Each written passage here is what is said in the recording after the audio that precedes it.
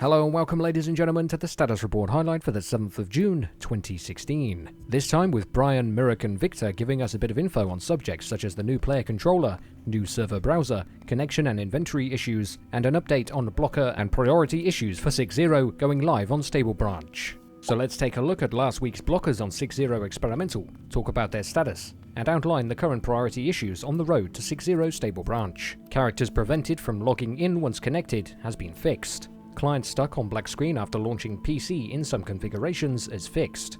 Weapon attachments twitching randomly out of sync with weapon and player hands has been fixed. Clearing weapon chamber deletes the chambered round, fixed. Known issues with infinite ammo, fixed.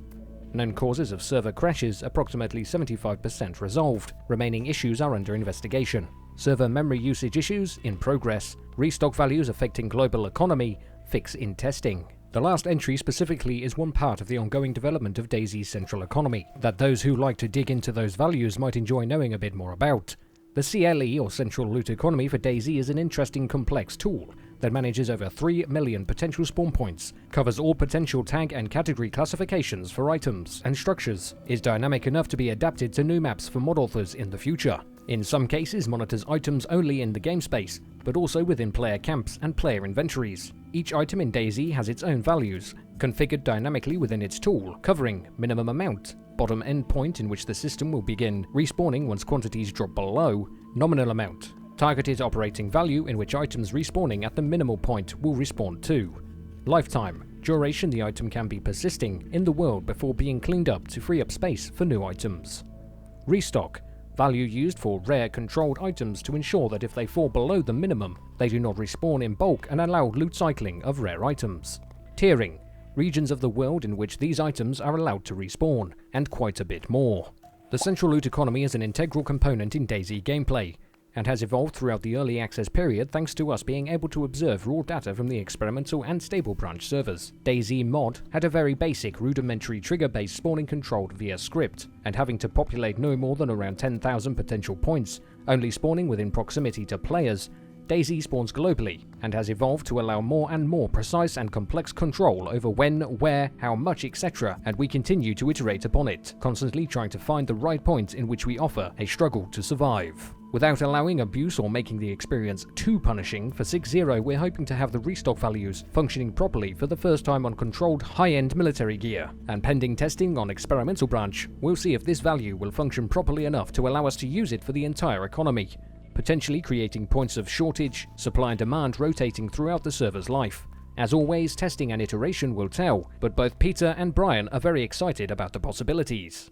And finally from Brian this week, as a reminder, the 6.0 build milestone goals are: new renderer implemented, randomized attachments and items random implemented, new reload mechanics implemented, iteration on jamming mechanics is currently being tested, 60 player per instance or 60 slot servers implemented and pending final call on server performance. As you know, we spend more than a week on fixing connection issues. A very big amount of connection requests reveal some issues, which were there from the beginning, so at least it gave the team opportunity to find and fix them. Now all the team members assigned to connection issues are back on their long-term tasks.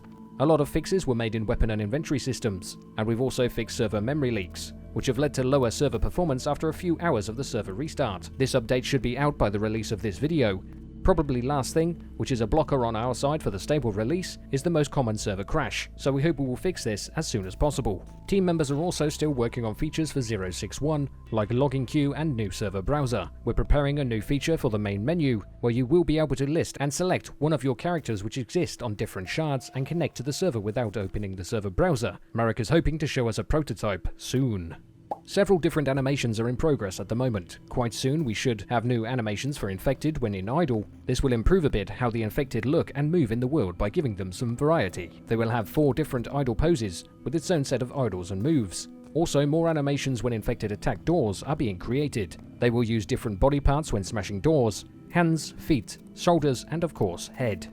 New player controller is coming together quite nicely. We are still in process of setting up a proper camera behavior which will reflect different situations and stances the player character can be in. As new features are available for the new player controller, we are adjusting animations so they are ready for implementation. For instance, looking around poses, which are related to the camera. Extended reload animation sets are being finished for the last few guns, but just right after that, we will start on the new jamming animations for all weapons.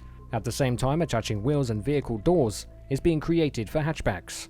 Since different vehicles have different sizes, we will need to find an elegant way how to use this animation without any major clipping issues. And the last part of the player which is being worked on right now is wounded character animations. The animations for limping crouched with a rifle in hands is still in progress, since it is 16 animations to cover all speeds and directions.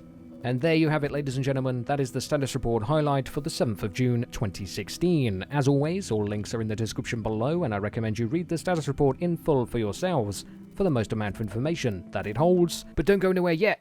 I'm going to show you the new hunting vest if you haven't seen it already, and the leather shirt which is crafted. As always, links to the DayZ Trello will be in the description below, so I'd recommend you always keep an eye on the DayZ Trello, as it's quite often updated with little teaser and sneaky looks at upcoming content to DayZ, but if you do miss it, I'll always post anything extra on the end of these status reports as always. Remember to 360 no-scope that like button, and I'll see you peeps next time.